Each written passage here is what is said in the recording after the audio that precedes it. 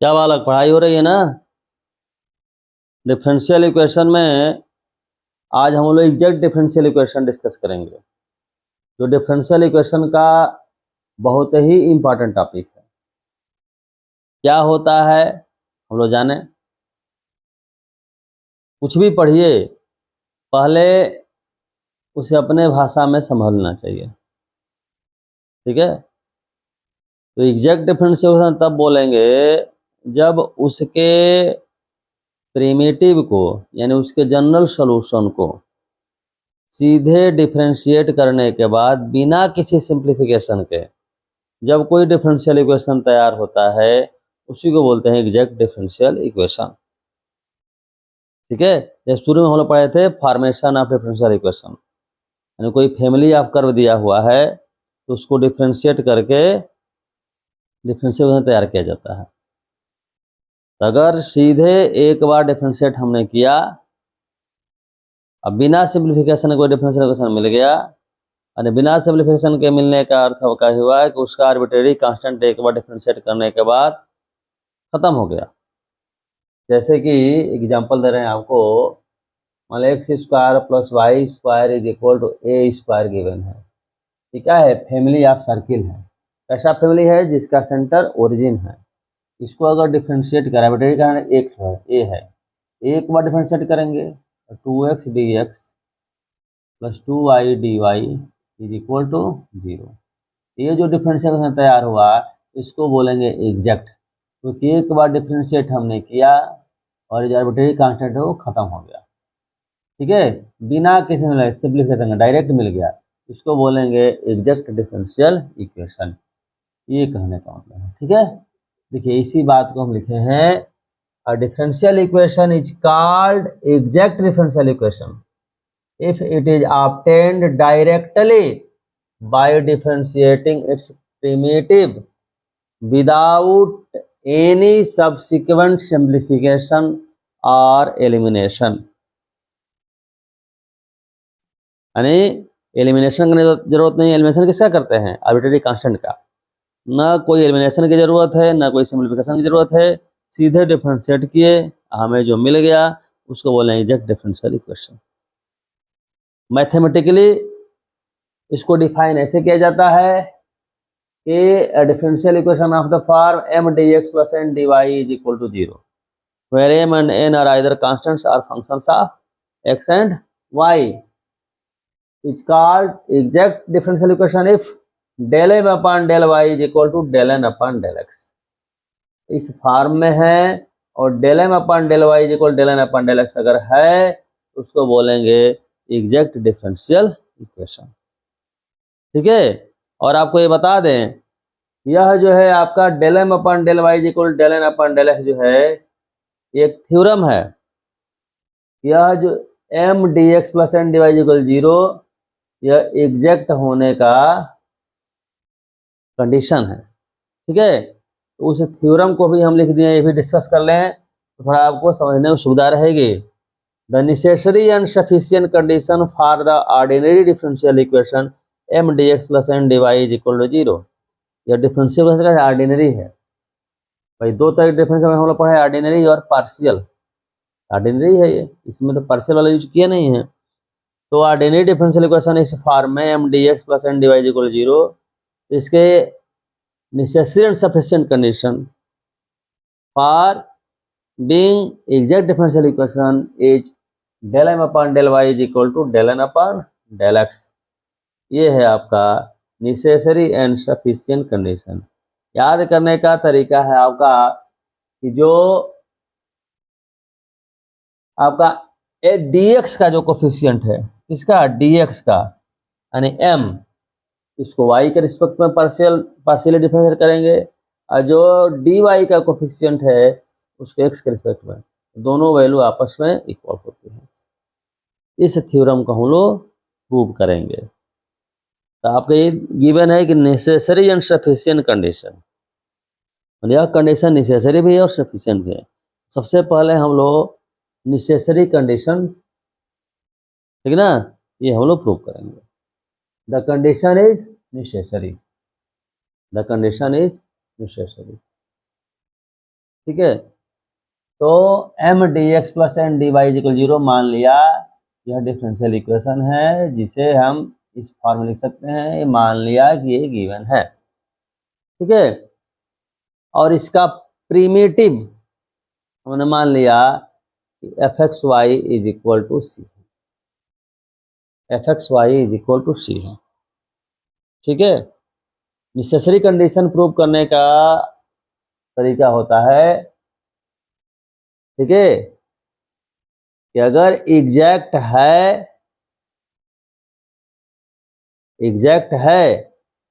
तो कंडीशन मिलेगा। Exact suppose करने के बाद हमें क्या मिलता है, कंडीशन मिलता है। और सफिशिएंट के लिए क्या होगा कि कंडीशन को अगर ट्रू मान लेंगे तो प्रूव करना होगा कि यह एग्जैक्ट है, ये कहने का होगा, ठीक है ना। तो F x Y is equal to C मान लिया कि डिफरेंशियल इक्वेशन का प्रिमिटिव है।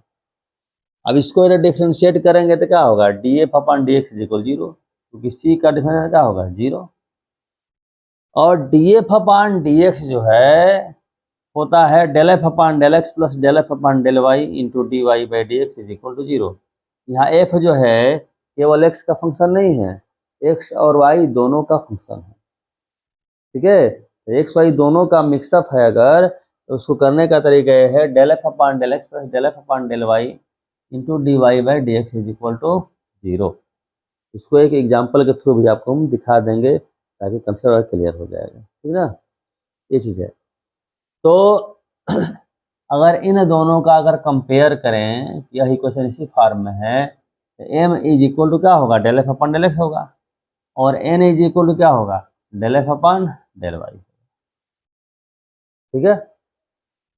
अब देखिए, तो इसको डिफ्रेंशिएट करें बेटा y के रिस्पेक्ट में, तो क्या लिखेंगे, del M upon del Y, del two f upon del Y del x, क्योंकि इसके डिफ्रेंशिएट कर रहे हैं किसके रिस्पेक्ट में, y के रिस्पेक्ट में, del two f upon del Y del x. और n को x के रिस्पेक्ट में, del two f upon del x del y, ठीक है। और आप जानते हैं कि del two f upon del Y del x is equal to del two f upon del x del y, यानी यह वैल्यू क्या है, del M upon del Y is equal del N upon del x. ये result आ गया, ठीक है। कैसे आएगा, जब हमने माना क्या क्या माना कि एग्जैक्ट है।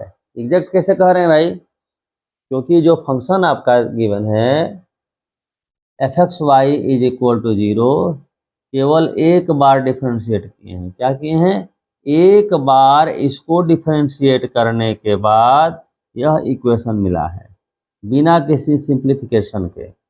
इसको हमने एक बार डिफरेंशिएट किया, सी एलिमिनेट हो गया, हमें यह इक्वेशन मिला, ठीक है। यह जो इक्वेशन मिला वो एग्जैक्ट कहलाएगा। एग्जैक्ट का डिफिनीशन में क्या है कि प्रिमिटिव को हम एक बार डिफरेंशिएट करें बिना किसी सिंप्लीफिकेशन के, जो डिफरेंशियल इक्वेशन मिलता है उसी को बोलते हैं एग्जैक्ट, ठीक है। Since this equation is obtained directly by differentiating this primitive fxy is equal to c without any simplification.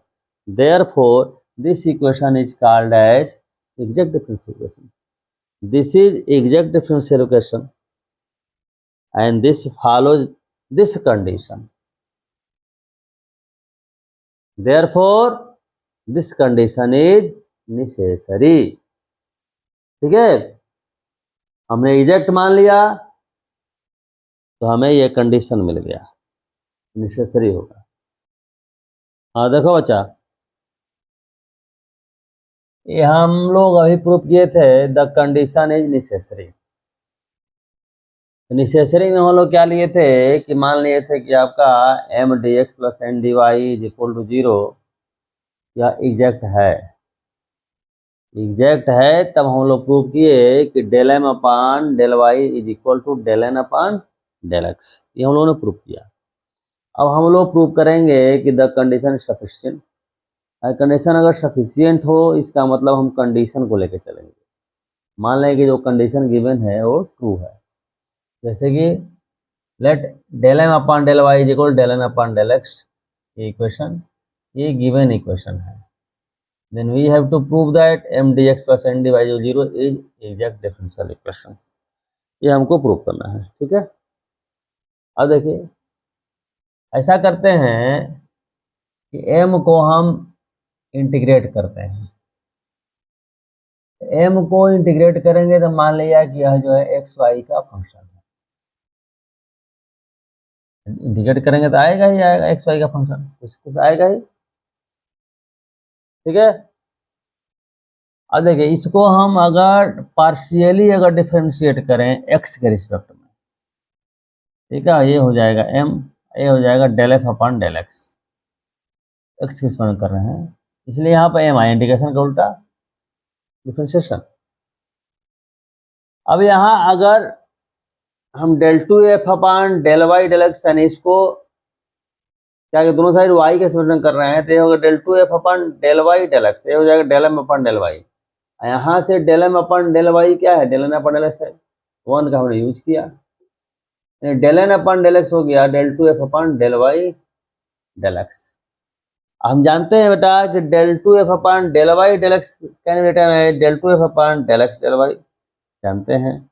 This written है del upon del x of del f del y.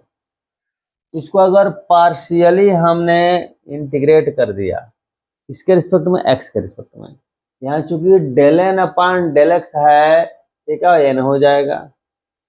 ठीक है, यहाँ इंटीग्रेट करेंगे तो क्या बच जाएगा एक्स के रिस्पेक्ट में, del F upon del y बच जाएगा। ठीक है, और कोई इंटीग्रेशन कांस्टेंट होगा, इंटीग्रेशन कांस्टेंट जो है क्या होगा, चूंकि यहाँ एक्स के रिस्पेक्ट में हम कर रहे हैं तो एक्स के अलावा जो भी वेरिएबल दिख रहा है वो सब कांस्टेंट की तरह ट्रीट करेंगे। तो एक्स के अलावा वेरिएबल क्या है, वाई है, तो वाई कांस्टेंट की तरह ट्रीट होगा, इसलिए वाई का कोई फंक्शन होगा यहाँ पर, ठीक है, एज इंटीग्रेशन कांस्टेंट, यानी मान लिया फाई, लेकिन फाई ना मान के हम मान ले रहे हैं फाई डैश वाई। तो इंटीग्रेशन कांस्टेंट अगर मान रहे हैं, वाई का कोई फंक्शन मान रहे हैं, तो वाई का फंक्शन फाई वाई माने या फाई वाई का डेरिवेटिव माने, उससे कोई फर्क पड़ने वाला नहीं है, वाई का फंक्शन होना चाहिए। फाई डैश वाई इसलिए माने है, आगे करने में समझ में आ जाए क्यों मानने से क्या फायदा है। ठीक है, मानना है कुछ भी वाई का फंक्शन सपोज कर सकते हैं। अब देखिए आपका, अब now m n D Y by D x, m n D Y by D x कहाँ से है, यहाँ से, ठीक है, डी एक्स हम डिवाइड कर दिया, तो m plus N D Y by D x is equal to m की वैल्यू, एम की वैल्यू क्या है भाई, एम की value del F upon del x है, ठीक है, और एन की वैल्यू भी निकाले हैं del F upon del y plus phi dash y d Y by D x. Del F upon del x अगर ब्रैकेट खोलेंगे तो क्या होगा, del F upon del y d Y by D x plus phi dash y d Y by D x. और ये जो है ये क्या है, d F upon D x है। अभी नेसेसरी कंडीशन में हम करके दिखाए भी थे, d F upon D x है, ये लेंगे d F upon D x plus phi dash y d Y by D x.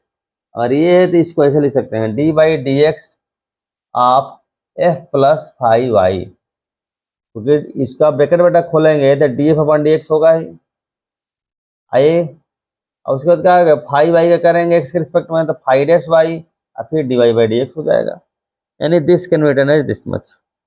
अब यह देख रहे हैं कि यह जो है किसी न किसी फंक्शन का डेरिवेटिव है, मतलब इसको जो ही इंटीग्रेट करेंगे ये आ जाएगा, आपका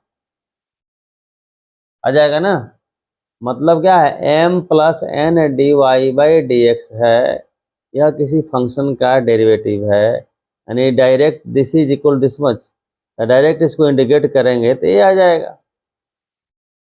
ठीक है, मतलब इससे क्या मिलता है आपको, इससे मिलता है this shows that the differential equation M D x plus N D Y is exact if del M upon del Y is equal del M upon del x. तो डेल एम अपॉन, ध्यान दीजिए पढ़ने बात फिर समझिएगा, del M upon del Y is equal del N upon del x जब हम suppose कर रहे हैं तब आपका ये मिल जा रहा है, ठीक है ना, सपोज करने के गिवन है, तो मिल जा रहा है कि जो डिफरेंशियल इक्वेशन है यानी m plus N D Y by D x, यह किसी डेरिवेटिव का, ये किसी फंक्शन का डेरिवेटिव है, मतलब फंक्शन का डेरिवेटिव है। मतलब क्या है आपका, अभी तो हम चूंकि सीखे थे हम लोग कि किसी फंक्शन को डायरेक्ट डिफरेंशिएट करने के बाद बिना सिंप्लीफिकेशन के अगर कोई डिफरेंशियल मिल जाता है, एग्जैक्ट कहलाता है। यहाँ हम देख रहे हैं कि f प्लस 5y को सीधे डिफरेंशिएट हम कर रहे हैं, ठीक है ना। तो आपका ये आया है सीधे डिफरेंशिएट करना भाई, ये डी अपन डी एक्स ये इक्वल है इसके, मतलब ये आया है कहने का मतलब मेरे को। इसको सीधे डिफरेंशिएट किया तो हमारे पास क्या आ गया, ये आ गया। मतलब ये क्या हो गया आपका, तब एग्जैक्ट डिफरेंशियल इक्वेशन हो गया। ठीक है, समझ गए बात को। इसलिए इस कंडीशन को क्या बोलेंगे कि कंडीशन क्या है, सफिशिएंट है। हाँ देखो बेटा, हम लोग एग्जैक्ट डिफरेंशियल इक्वेशन के बारे में पढ़े कि क्या होता है, उसका कंडीशन क्या होता है। हम ये जानना चाहते हैं कि अगर एग्जैक्ट डिफरेंशियल गिवन है तो उसका सॉल्व कैसे करेंगे। ठीक है, स्टेप जैसा हमने लिखा है, integrate m with respect to x partially. जैसे हमने एग्जांपल लिया है एक्स स्क्वायर माइनस ए Y D x plus Y square minus ए एक्स डी वाई। यह एग्जैक्ट है क्योंकि कंपेयर करेंगे तो m इज इक्वल टू है एक्स स्क्वायर माइनस ए वाई और n इज इक्वल टू है वाई स्क्वायर माइनस ए एक्स। अगर del M upon del Y निकालेंगे तो माइनस ए होगा, और del N upon del x निकालेंगे तो माइनस, दोनों इक्वल होगा, यानी यह एग्जैक्ट है। ठीक है, फर्स्ट स्टेप है integrate m partially with respect to x। तो हमने m को इंटीग्रेट किया एक्स स्क्वायर माइनस ए Y D X, X square का हो एक्स क्यूब बाई 3 हो गया, और ए वाई तो कांस्टेंट है तो A Y into X and that is A x Y. Second term है कि integrate only those term in n with respect to y which do not contain x। n में ऐसे टर्म को ढूंढना है जिसमें कि x न हो। ठीक है, यानी या तो कांस्टेंट हो या केवल y से रिलेटेड हो, उस टर्म को हमें क्या करना है, y के रिस्पेक्ट में इंटीग्रेट करना है। यहाँ देखें कि n इज इक्वल टू ये है, x से रिलेटेड टर्म जो ना हो, ये है वाई स्क्वायर। तो वाई स्क्वायर को हमने इंटीग्रेट किया y के रिस्पेक्ट में, वाई क्यूब बाई 3। इसका थर्ड स्टेप क्या है कि add the expressions and equate to an arbitrary constant. दोनों एक्सप्रेशन को ऐड करिए और आर्बिट्रेरी कांस्टेंट से इक्वेट कर दीजिए। ऐसा ही हमने किया है। देखिए, पहला term X cube by 3 minus x Y, आइए plus Y cube by 3 is equal to C से इक्वेट कर दिया, सी से मल्टीप्लाई करेंगे तो ये होगा। ठीक है, और दूसरी बात आपको समझा देते हैं, दूसरा तरीका। जैसे हमने यहाँ किया कि m को x के रिस्पेक्ट में किया, ठीक उसी प्रकार से क्या कर सकते हैं कि n को कर सकते हैं y के रिस्पेक्ट में। ये भूलने का भी चांस नहीं है, क्योंकि गिवन जो इक्वेशन है किस फॉर्म में रहेगा, m dx plus n dy, है कि नहीं। अगर इसे लेके चलेंगे m dx, मैंने समझे कि m dx इधर इंडिकेट कर दिए पार्शियली, इसको लेके चलेंगे तो इसको इंडिकेट कर दिया, यानी n dy पार्शियली, मतलब पार्शियली मतलब y के respect, y is treated as variable and x is treated as constant. तो ऐसे कर दिया आपका y के रिस्पेक्ट में बेटा, तो क्या हो गया ये देखिए, ये क्या है, वाई स्क्वायर माइनस ए एक्स, वाई के रिस्पेक्ट में y cube by 3, x constant हो गया तो एक्स वाई हो गया। ठीक है, अब जैसा कि इसमें हम ले रहे थे कि n का वह टर्म ले रहे थे जो जिसमें x ना हो, उस y के रिस्पेक्ट में। अब यहाँ क्या करें, इसमें क्या करेंगे कि m का वह टर्म लेंगे जिसमें y ना हो। ठीक है, तो m का टर्म जिसमें y ना हो क्या, एक्स स्क्वायर है, एक्स स्क्वायर को हमने इंडिकेट किया एक्स क्यूब बाई 3। उसी तरीके से ऐड करके कांस्टेंट से आप इक्वेट कर देंगे आर्बिट्रेरी कांस्टेंट से। हमने यही काम किया। ठीक ठीक ठीक, यही आपका आंसर आया। अब आप सोच रहे होंगे कि जहाँ भी यूट्यूब पर हम देखते हैं, कहीं भी देखते हैं कि सीधे प्रोसेस लिख दिया गया रहता है, आखिर ऐसा होता क्यों है। यूट्यूब पर देखने से केवल ये लिखा रहेगा, ये जो बताए हैं आर, ये नहीं लिखा रहेगा। लेकिन ऐसा क्यों होता है ये हम आपको बताना चाहते हैं। ठीक है, एक बार ढंग से समझ लेंगे तब फिर ऐसे करिए, कोई दिक्कत नहीं होगी, और प्रोसेस भी आपको याद करने की आवश्यकता नहीं होगी। ठीक है, अब ऐसा क्यों हो रहा है जरा एक बार देखिए। ठीक है, देखिए ऐसा है कि जो डिफरेंशियल इक्वेशन हमारा है m D x plus N D Y is equal to 0 है, मान लिया है कि इसका सॉल्यूशन जो है बेटा ये है F x Y is equal to सी।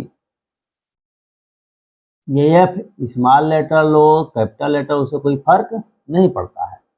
अगर इसको डिफरेंशिएट करें, अभी कंडीशन निकालते समय हमने किया था d f upon d x is equal to 0, मतलब क्या हुआ del f upon del x plus del f upon del Y into D Y by D x 0, यानी del f upon del x into d x plus del f upon del Y into D Y is equal to 0। यानी m की value क्या है del f upon del x है और n की value क्या है del f upon del Y. Del f upon del x है, इसको ऐसे भी लिख सकते हैं एफ एक्स केवल लिख सकते हैं, इसको केवल एफ वाई लिख सकते हैं। ये बात समझिएगा, समझ रहे बात को। तो ऐसा है कि del f upon del x जो है m है, ध्यान दीजिएगा। तो इसको अगर इंटीग्रेट हम करें, इंटीग्रेट करें तो क्या हो जाएगा बेटा, इंटीग्रेट करेंगे तो M D x is equal to क्या हो जाएगा एफ पार्शियली, क्या कर रहे हैं पार्शियली, यानी ऐसे समझिए, ऐसे समझो बेटा del F upon del x is equal to m है। इसको अगर हम इंटीग्रेट करेंगे तो एफ यानी f x Y is equal to क्या हो जाएगा आपका एम डी एक्स। कोई इंटीग्रेशन कांस्टेंट आएगा, तो चूंकि y को हमने सपोज किया यहाँ पर x के रिस्पेक्ट में कर रहे हैं एक कांस्टेंट, मतलब यहाँ जो इंटीग्रेशन कांस्टेंट होगा वह क्या होगा, जैसे मान लीजिए आपका आ गया एच वाई, वाई का कोई फंक्शन हो सकता है, किसका फंक्शन हो सकता है y का फंक्शन हो सकता है। ठीक है, ये चीज आपका हुआ, हमें यही फाइंड आउट करना है, F x why he find out करना है। ठीक है, अब देखिए आपका यदि इसे हम y के रिस्पेक्ट में अगर डिफरेंशिएट करें तो क्या हो जाएगा आपका del F upon del Y is equal to del upon del y of plus h dash y, h dash Y.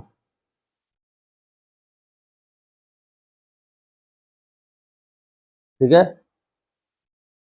ये del F upon del y जो होगा अगर हम आप कंपेयर करेंगे तो यही क्या है, यही आपका n है, क्या है n है,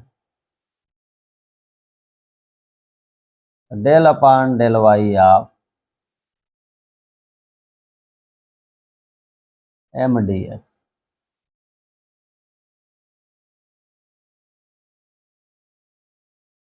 ये आपका मिलेगा, बात समझ रहे हैं। ठीक है, अब देखें यहां क्या होगा, यहां ये जब एच डैश वाई जब निकालें एच डैश वाई तो आप देखेंगे कि n के वह टर्म बचेंगे जिसमें x न हो, जिसमें x न हो। ठीक है, बाकी टर्म क्या हो जाएंगे इसमें से एलिमिनेट हो जाएंगे, तो वह हो जाएगा h dash y. H dash y को जो ही इंटीग्रेट हम करेंगे तो मिल जाएगा आपका एच वाई।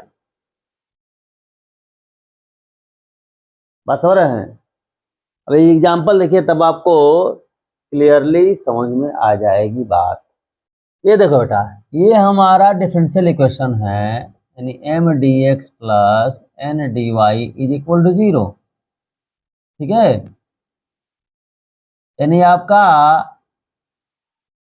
इसका सलूशन अगर मान लिया जाए कि एफ एक्स वाई है, F x Y is equal to C है, ठीक ना। तो इसको अगर हम डिफ्रेंशिएट करेंगे तो यहाँ से देखिए, यहाँ से क्या मिलेगा, del F upon del x into d x plus del F upon del Y into D Y is equal to 0। मतलब del F upon del x is equal to क्या है, एम है। एम का मतलब बेटा क्या है, एक्स स्क्वायर माइनस ए y, ठीक है। और इधर del F upon del Y is equal to क्या है, एन है। एन मतलब क्या है, वाई स्क्वायर माइनस ए एक्स। क्लियर है।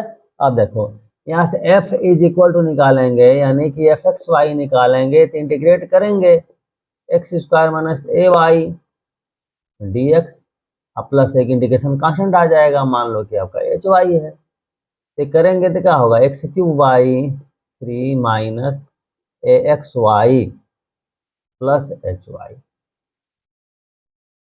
ठीक है, अब इसको अगर डिफ्रेंशिएट करें del F upon del Y, del F upon del Y, तो क्या होगा, ये हो जाएगा 0, ये हो गया 0। माइनस ए क्या हो जाएगा, ए एक्स, ए क्या हो जाएगा, एच डैश वाई। और del F upon del y आपका ये है, Y square minus A x is equal to minus A x plus h dash y. Minus x minus cut गया, यानी एच डैश वाई बेटा क्या हो गया, वाई स्क्वायर। यानी कौन सा टर्म बचा, कौन सा टर्म बचा, तो आपका वह टर्म बचा जिसमें x नहीं है, जिसमें x नहीं है। बातें समझ आ रही है, वही टर्म बचा जिसमें x नहीं है। यानी अब एच वाई तब क्या हो जाएगा, इसको इंटीग्रेट करेंगे तो क्या हो गया, वाई क्यूब बाई 3। क्या हो गया, वाई क्यूब बाई 3। मतलब कि F x Y is equal to क्या हो गया, एच वाई को लिख देंगे X cube by 3 minus x Y plus Y cube by 3। हमारा सोल्यूशन का F x Y is equal to C, माने ये ऐड करके, क्योंकि आप ये वैल्यू रखेंगे, ठीक है, इट इज इक्वल टू सी कर देंगे। यहाँ जो समझा रहे थे वही बात यहाँ आ गई। एम को इंटीग्रेट करिए, उसके बाद एन के उस पार्ट को इंटीग्रेट करना है जिसमें एक्स का टर्म नहीं है वाई के रिस्पेक्ट में, ऐड करके सी से इक्वेट कर दीजिए। ऐसा क्यों हुआ, यहाँ से आपको बात समझ में आ गई होगी। ठीक है, क्योंकि जो ही जब हम आपका del F upon del y करते हैं तो यह एन की वैल्यू है, एन की वैल्यू जब हम रखते हैं, ठीक है, तो एक्स वाले टर्म जो है कट जाते हैं और वाई वाले टर्म बच जाते हैं। क्यों बचेंगे, यह एच डैश वाई हम कर रहे हैं, ये क्या है, प्योरली किसका फंक्शन है, ये प्योरली वाई का फंक्शन है। प्योरली किसका फंक्शन है बेटा, वाई का फंक्शन है। तो एच डैश वाई भी क्या होगा, प्योरली वाई का फंक्शन होगा या कांस्टेंट होगा। तो निश्चित रूप से बाकी सब कैंसिल हो जाएंगे, केवल वाई वाला ही टर्म बचेगा। इंपॉर्टेंट बात, ठीक है, क्योंकि एच डैश वाई की बात यहाँ हो रही है बेटा। एच डैश वाई यहाँ से देखिए, एच डैश वाई जो होगा प्योरली वाई का फंक्शन होगा या कांस्टेंट होगा, ठीक है। तो एन माइनस दिस होगा, n minus this, n minus this होगा, तो वही आपका एन के वही टर्म बचेंगे जो क्या होंगे, या तो प्योरली वाई के टर्म होंगे, है ना, या कांस्टेंट टर्म होंगे। मतलब those terms which do not contain x, n से उसी को लेना है, ठीक है। उसी प्रकार अगर हम एन को लेके निकालेंगे, जैसे आपका f del F upon del Y is equal to y square minus x, इससे अगर एफ एक्स वाई करेंगे तो वाई के रिस्पेक्ट में करेंगे। इंटीग्रेशन कांस्टेंट क्या ले लेंगे, आपका इंटीग्रेशन कांस्टेंट क्या ले लेंगे, एक्स का लेंगे। जैसे यहाँ देख लो, यहाँ एफ इज इक्वल टू क्या हो जाएगा, f is equal to y के रिस्पेक्ट में, यानी y cube by 3 minus x y अब प्लस मान लिया एच एक्स, क्योंकि एच एक्स जो होगा आपका होगा आइसो को अगर एक्स के रिस्पेक्ट में करेंगे del F upon del x तो क्या हो जाए, तो जीरो हो गया। ये क्या हो गया आपका माइनस ए वाई है कि नहीं, अब प्लस हो गया एच डैश एक्स। ये वैल्यू किसकी है, एम की वैल्यू है। एम की वैल्यू जब हम पुट आउट करेंगे तो x square minus A y is equal to minus A y plus h dash x, यही कट गया। निश्चित है यह केवल एक्स का ही फंक्शन होगा या कांस्टेंट होगा, तो आपका वही टर्म लेंगे इसमें जिसमें वाई ना हो, तो आपका एक्स स्क्वायर बचा। अब इसको करेंगे आपका एच एक्स निकल जाएगा इंटीग्रेट करने के बाद, अब रख देंगे वैल्यू, ठीक है, वही आर करके हमने दिया हुआ है। अब हमें उम्मीद है कि एग्जैक्ट इक्वेशन आपको क्लियरली समझ में आ गया होगा, एग्जैक्ट क्वेश्चन, ठीक है। फिर भी अगर कोई डाउट होता है तो आप कमेंट सेक्शन में कमेंट करिए, ठीक है। तब तक के लिए धन्यवाद।